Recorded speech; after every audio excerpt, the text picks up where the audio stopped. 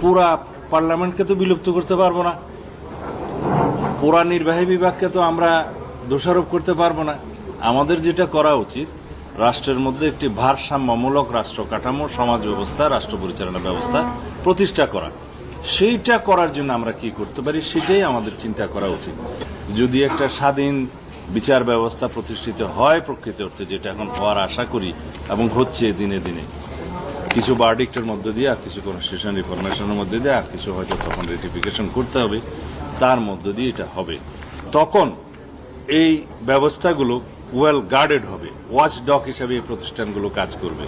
আমরা check and balance প্রতিষ্ঠা করি, আমরা রাষ্ট্রের সকল অঙ্গের মধ্যে একটা হারমোনিয়াস কোঅপারেশন প্রতিষ্ঠা করি in between all the organs of the state, যাতে করে কেউ আরেকটা অঙ্গের উপরে খবরদারি না করতে পারে, ওভারল্যাপিং করতে না পারে, পাওয়ার ফাংশন ডিকটেট না করতে পারে।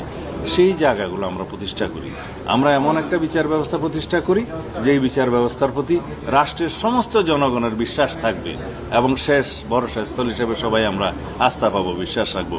তখন এই কাটেল করে, পাওয়ার কাটেল করে নির্বাহী বিভাগকে দুর্বল করে এই রাষ্ট্র ব্যবস্থা প্রতিষ্ঠার মতো কোনো আমাদের প্রস্তাব দিতে হবে না, এখন যেটা আমাদের মানসিকতায় হয়তো আছে।